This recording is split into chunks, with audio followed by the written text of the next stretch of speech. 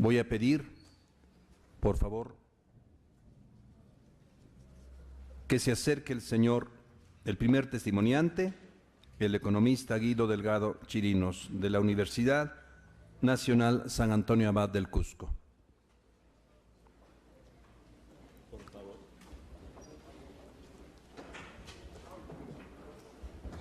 Público asistente, se le ruega que luego de los testimonios no haya aplausos ni ninguna otra expresión que pueda disturbar el necesario ambiente de respeto que aquello que se nos vaya a contar debe generar en nosotros. Gracias. Bienvenido, señor economista, señora, y les invito a que comiencen a dar su testimonio. Primeramente, quiero saludar a los miembros de la Comisión de la Verdad, a los comisionados. Saludar a las autoridades universitarias, autoridades presentes en este recinto. A la vez quiero saludar a los familiares y al público en general. Quiero empezar esta exposición o este testimonio rindiendo homenaje a los más de 25.000 víctimas producto de la violencia política a nivel nacional. Desde mi punto de vista, no creo que solamente sean 25.000 víctimas. Creo que superan los 100.000, 200.000 o 300.000. Porque hay madres que perdieron a sus hijos, hay padres que perdieron a sus hijos, hay hermanos que perdieron a sus hermanos, hay esposas que perdieron a sus esposos y hay hijos que perdieron a sus padres. Y en ese entender, primero quiero rendir homenaje a la memoria de cada uno que cayeron y a aquellos que persisten en esclarecer estos hechos. En el seno universitario, fundamentalmente en la San Antonio Abad del Cusco, en la época de los 60 y 70 hubo una ideologización, fundamentalmente de los sectores de izquierda, quedando relegados los sectores, por ejemplo, del APRA o sectores de la derecha. Los 80, como bien muchos sabemos, se inicia un proceso de lucha armada de algunos sectores de la izquierda a nivel nacional y que tiene su repercusión en el seno universitario, y en este caso también no está ajeno a la Universidad Nacional de San Antonio Abad del Cusco. En ese acontecimiento hay una polarización entre los sectores de izquierda, fundamentalmente aquellos sectores democráticos, aquellos sectores progresistas y que fundamentalmente también independientes, pero que enarbolaban la bandera de la izquierda, y aquellos sectores de la izquierda radical, que nosotros le llamamos en la San Antonio del Cusco. Hay contradicciones ideológicas y doctrinarias. Esto conlleva un sinnúmero de enfrentamientos en el seno universitario, fundamentalmente estos dos sectores. De repente aquellos sectores radicalizados tenían algunos nombres o se escondían bajo ciertos nombres. Por ejemplo, en la San Antonio del Cusco utilizaban lo que era el nombre de Fuerza Estudiantil o FER Bolchevique o cuestiones por el estilo. Y los sectores democráticos a través de la Izquierda Unida, Nueva Universidad o el FAR del Perú o movimientos que habían de izquierda en la universidad. Es así que quienes participamos de la vida universitaria fuimos un sinnúmero de compañeros, dentro de ellos quien les habla, compañeros como Walter Guayani, compañeros como Guyen Hilares y muchos más que de repente no están presentes ahora.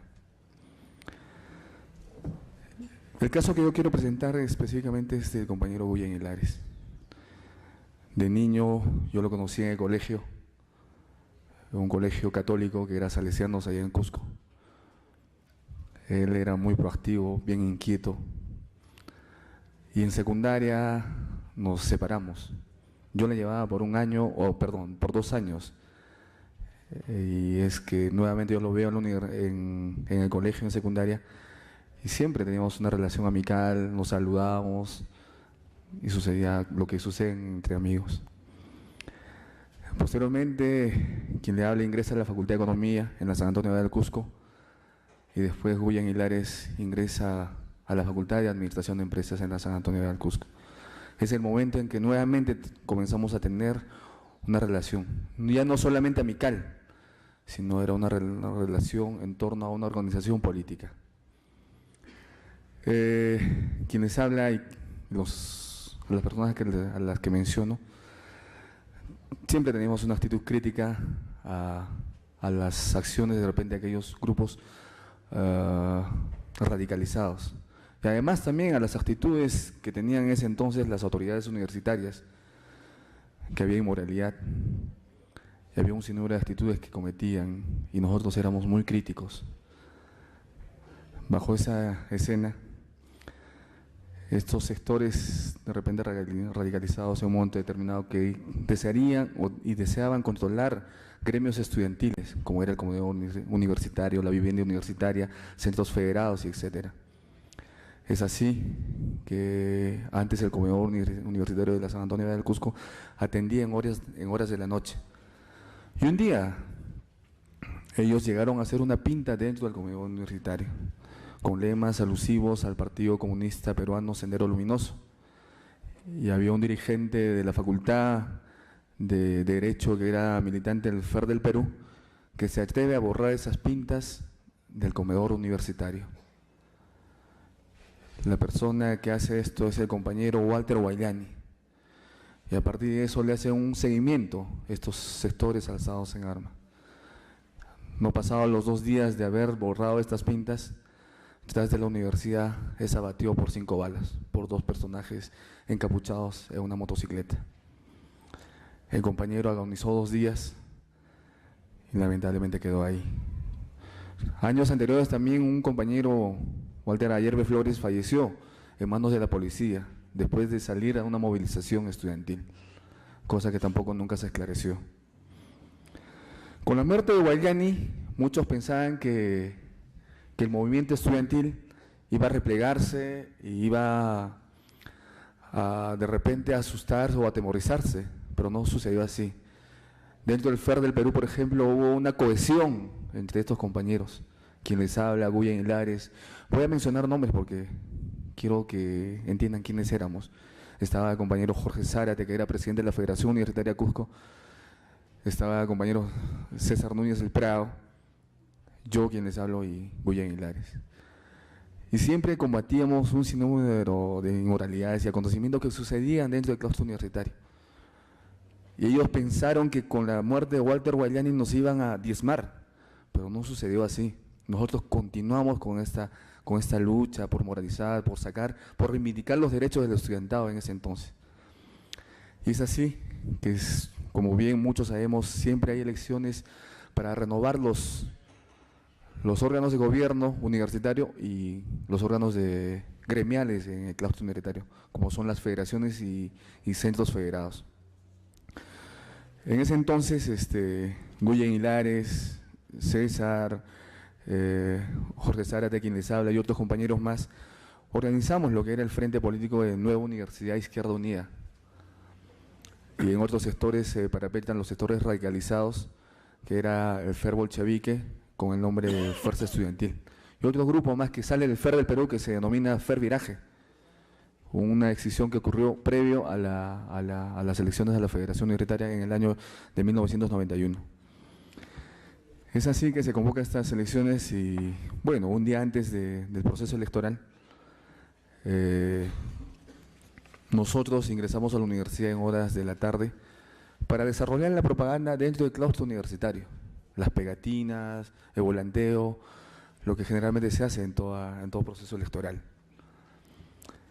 Es así que cuando nosotros estamos ubicados dentro de la universidad en la Facultad de Antropología y Arqueología, fuimos rodeados por un contingente de militantes de este grupo FER bolchevique y FER Viraje. Y en un primer momento nosotros creíamos que eran específicamente aquellos sectores alzados en armas, ¿no? Porque estaban encapuchados y portaban armas y algunos artefactos explosivos. Y es así que el compañero Guyen Hilares sale adelante, tras de él salgo yo y tras de mí sale el compañero Jorge Zárate. y nos comienzan a amenazar, demandándonos improperios. Y es así que yo me doy cuenta que había un compañero de la Facultad de Economía, donde yo estudiaba, que estaba ahí inmerso. Yo le dije, bueno, tal persona, ¿tú qué haces acá? Bueno, y todo su aparato lamentablemente comenzó a replegarse y a mostrar señas de que no querían hacernos daño. Posteriormente se desarrolló las elecciones con toda normalidad, pero había un ambiente de tensión dentro del claustro universitario. Había un ambiente pesado. Cada uno sentíamos que cargábamos algo sobre nuestros hombros, ¿no? No era una cosa normal, no era una cosa que antes había sucedido en las elecciones anteriores, pero esta vez era bien, bien horrible. Se llega al proceso de escrutinio que se desarrollaba en el Paraninfo Universitario, que queda en la Plaza de Armas, allá en la ciudad de Cusco, y cada uno con su personero acreditado y personajes estaban ahí presentes. Y nosotros no sabíamos que estos grupos, como el Fuerza Estudiantil, había anteriormente, horas antes, había incursionado en este local con sus huestes, se habían repartido en algunos salones y escondido. Es así que en el proceso de escrutinio se ve que este frente estudiantil que se había armado, que era Nueva Universidad, Izquierda Unida, tenía la preferencia de la votación estudiantil. Y en ese entonces se desarrolla, primero comienzan a apagar las luces del Paraninfo Universitario, de ahí comienzan a quemar las ánforas, las cédulas de votación, y comienzan a hacer un sinnúmero de disparos. Y en la parte posterior sucede lo mismo, comienzan a hacer reventar artefactos explosivos, y es así que cuando en una de esas hacen reventar un artefacto explosivo, y el compañero Guyen Hilares,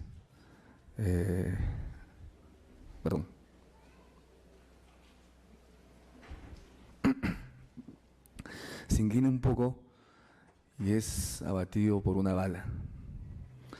Una bala de una persona que lo conocemos y que nunca se hizo justicia.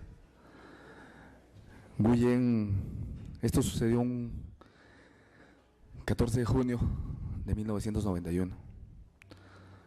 Por la fortaleza que teníamos, por la fortaleza que tenía Guyen, soportó 7 días de persistir viviendo, de querer sobrevivir, pero lamentablemente al séptimo día dejó de existir, como de repente la parábola de Jesucristo. Un 21 de junio fallece Guyen y es reconocido a nivel nacional. Si más no me acuerdo, hubieron diputados de la nación, senadores que estuvieron presentes en su romería. En esa romería hicimos uso de la palabra, y quien habla pidió justicia, y también dije que la sangre de Guyen nunca será olvidada y que siempre se tenía que hacer justicia. Y estoy acá porque quiero que se haga justicia, señores. Posteriormente, pasado ya un tiempo, sucede otro atentado. Pero con la muerte de Guyen sí sucedió algo anecdótico en la universidad. El frente estudiantil al que pertenecíamos comenzó a dividirse y comenzó a atemorizarse. El movimiento estudiantil comenzó a replegarse. Ya no habían esos hombres que antes salíamos como tractor y nadie nos podía parar. Ahora sí estamos diezmados. Ya había un ambiente de tensión en el seno universitario, ya el estudiantado no entraba ni salía con normalidad, ya había el miedo, pero nunca llegaron, esos sectores radicalizados nunca llegaron a parapetrarse del seno universitario.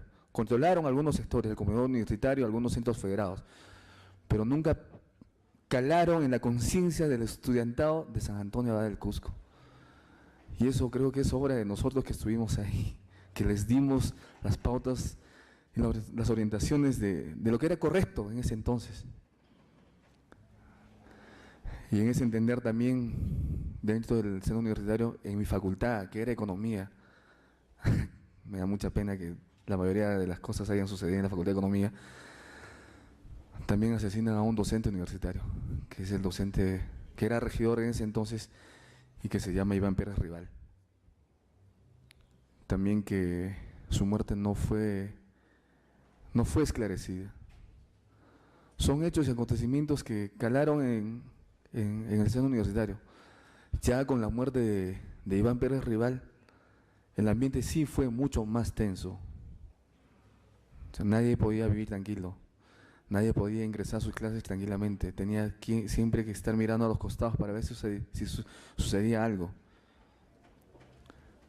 Pero muchos pensaron que nos iban a diezmar y de repente aniquilar.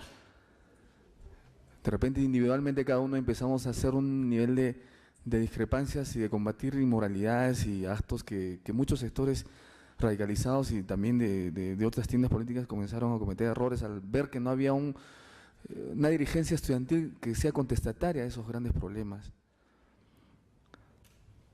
Es así que yo, por ejemplo, muchas veces fui amenazado de muerte, como consecuencia de la muerte, por ejemplo, de William Hilares, este personaje que dicen que lo mataron, que lo mató a William.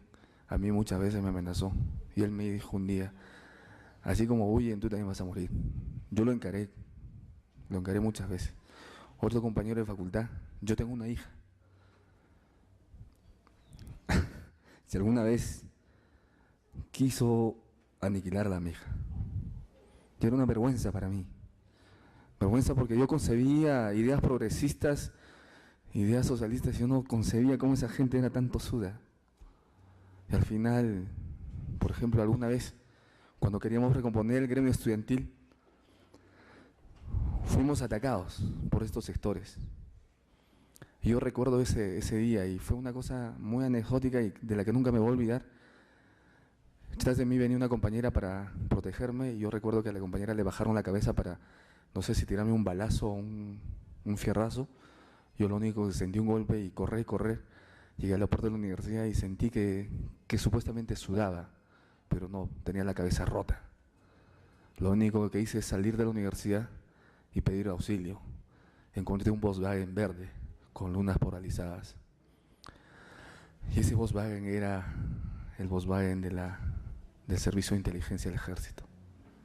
Dijeron que me iban a ayudar. Me llevaron al cuartel que se llama allá en Cusco, Huancaru, y previamente a un local, no sé, no recuerdo específicamente si era la G3, G4 o algo por el estilo que manejaban ellos, para interrogarme. Y resulta que cuando yo llego al cuartel de Huancaru, encuentro frente a mí 2 grabadoras y encuentro 2 tipos de jeringa y utensilios para supuestamente hacerme la sutura. Y no me parecía algo común y corriente lo que estaba sucediendo ese rato. Y me pregunté: no, esto no es nada casual. Porque ella tenía los utensilios ahí encima de la mesa, ¿no? Yo le dije: no, por favor, no quiero que me toquen. Si yo me quedo así con mi idea, me quedo así, no quiero nada. Ya, entonces vamos a declarar. Hice una declaración de los sucesos que habían ocasionado en la universidad. Y es así que el comandante que estaba a cargo de esta operación me deriva a la DINCOTE en la ciudad del Cusco. En la DINCOTE yo ingreso y algún capitán que no recuerdo su nombre comienza a agraviarme verbalmente, con soeces y palabras gruesas. Yo me quedé sorprendido. Quien supuestamente tenía que denunciar ya había sido denunciado. ¿Por quiénes? Por aquellos sectores radicalizados. Y resulta que, no sé si fujimorismo o fujimontesinismo utilizaron a las huestes que en un momento determinado se alzaron en armas para ya también golpear a aquellos dirigentes que quedaban dentro de la universidad. Me parecía raro de lo que antes eran ultra radicales, ahora apuesten por sectores fujimoristas, ¿no? Y es así que yo hablé con un mayor en la DINCOTE y le expliqué quiénes estaban ahí. Yo le agradezco a este mayor, no voy a decir su nombre por reserva, que me apoyó. Fue muy honesto y justo. Me dijo: sí, tú tienes razón. Tú tienes que ser el denunciante, no ellos. Y ratos antes, un amigo que trabajaba ahí me comunicaron que a mí me querían desaparecer. Porque de repente éramos uno de los últimos dirigentes muy claros y esclarecidos y contestatarios a los grandes problemas de la universidad, y no solamente de la universidad, sino también de la sociedad. Sucesos de este tipo se dieron en la universidad y creo que en muchos centros educativos. Estos acontecimientos han dejado muchas secuelas, compañeros, señores, autoridades, comisionados. Han dejado secuelas familiares, han dejado secuelas en las organizaciones políticas, se han dejado secuelas psicológicas, sociales. Por ejemplo, con la muerte de Guille en la universidad, primero con la muerte de Walter, dejaron una secuela en la universidad, que era el temor, el miedo. Con la de Guille se profundizó, y con la de Iván Pérez Rival ya la gota colmó el vaso. Dejaron secuelas en organizaciones políticas que las rompieron y las destruyeron. Ahora no sé si existe el FARC del Perú, en alguna parte del Perú ya no existe. Guille Hilario fue el formador de lo que ahora es Juventud Popular. Antes el nombre primigenio de Juventud Popular era Juventud Popular Revolucionaria, ahora es Juventud Popular. Por ejemplo, Guille Hilares siempre fue concertador.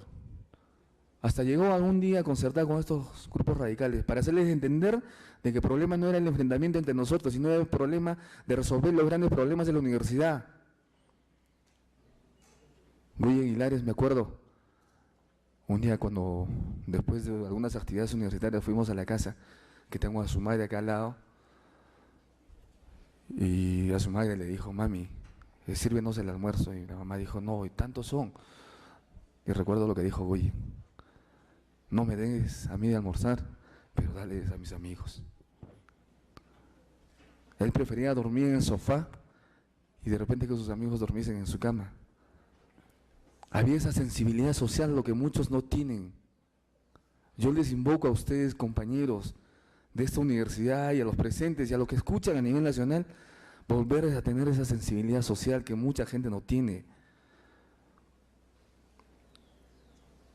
Yo viajo por todas partes del país y veo cada cosa que sucede: pueblos abandonados, madres desvalidas, niños que piden en la carretera limosna.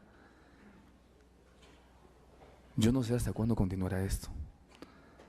El origen de todo esto está en las diferentes políticas económicas y sociales implementadas que no estuvieron acorde a los grandes problemas. Creo que el desprendimiento que cada uno tuvimos en ese entonces lo traigo acá. Yo sé que muchos de los que están mirando no pudieron venir por X razones, o no quieren venir por miedo, o de repente no quieren venir porque ya no quieren saber nada con esto. Pero yo le prometí a Guille: tu muerte tiene que hacerse justicia. No debe quedar impune esto. Yo llamo a las autoridades, a los comisionados acá, a interceder, a que no solamente el problema de Guille, no solamente el problema de Walter Guayani, no solamente el problema de Iván Pérez Rival en el caso de Cusco, sino los diferentes casos a nivel nacional se esclarezcan, se juzgan los que tienen que juzgar, porque también hay muchos inocentes que están pagando por gusto. Yo creo que el Estado debe empezar a asumir su rol protagónico en torno a esclarecer estas grandes violaciones que se dieron. Desde el lado, de repente, de aquellos sectores alzados en armas, y también desde el lado del Estado, que ambos cometieron grandes excesos. Nosotros estuvimos en el medio de esto, en medio de esta violencia política. El dolor no cicatriza, compañeros. El dolor queda, sigue viviendo, sigue latiendo dentro de nosotros. ¿Y saben ustedes hasta cuándo? Hasta que se esclarezca esto. El día que veamos a las personas que sí cometieron estos delitos, diremos: sí, misión cumplida. Aquí estamos presentes para señalar a los que cometieron estos atentados. Creo que las expectativas que tengo en torno a esto, ya lo he mencionado, es hacer justicia. Que los que perpetraron estos atentados y un sinnúmero de barbaridades paguen sus delitos. También quiero hacer unos pedidos. Creo que ya lo mencioné anteriormente y espero que este gobierno escuche. Lo que nosotros buscamos y seguimos buscando es una verdadera democratización de la universidad. Con leyes y leyes no se van a solucionar nada. Creemos que debemos ser claros en torno a los grandes problemas de la universidad, y no solamente de la universidad, sino también de la sociedad. La universidad no tiene presupuesto y por ende los problemas dentro de la universidad van a continuar. Mientras tenga un presupuesto adecuado, se van a resolver los grandes problemas de la universidad.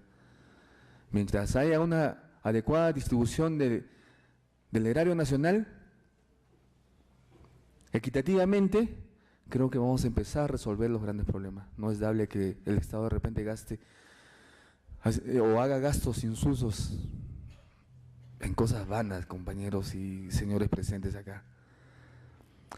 Para terminar, quiero dejar en el uso de la palabra a la mamá de mi amigo, a la mamá de mi compañero, a la mamá de mi colega.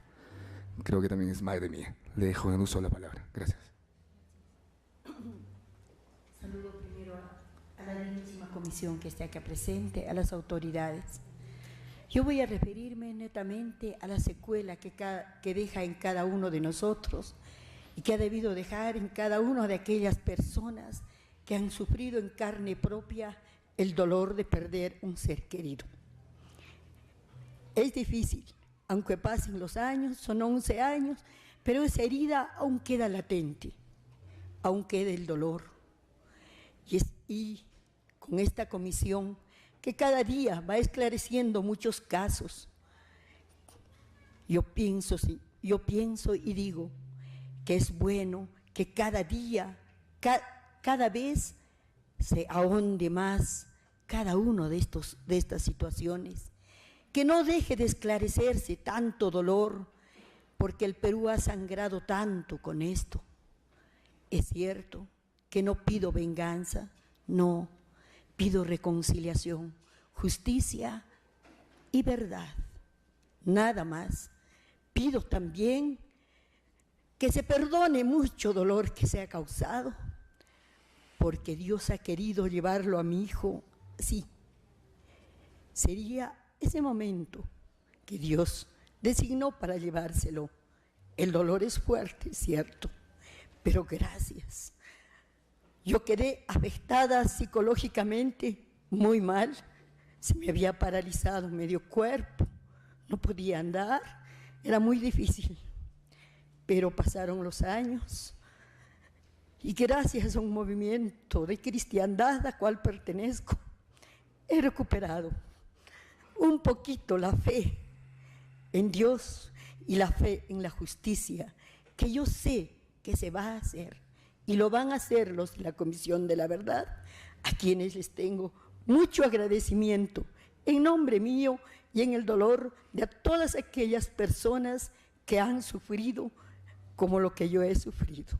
Nada más quiero decir. Gracias. Muchísimas gracias, señora Santos. Muchísimas gracias, señor Guido Delgado. El testimonio de ustedes ciertamente muy doloroso, muy duro, y nosotros de la comisión lo valoramos. Hemos escuchado su voz, la voz de la justicia. No somos nosotros encargados, pero dejaremos testimonio de esto para que los que tienen que hacer justicia lo hagan. Muy amable, muchas gracias.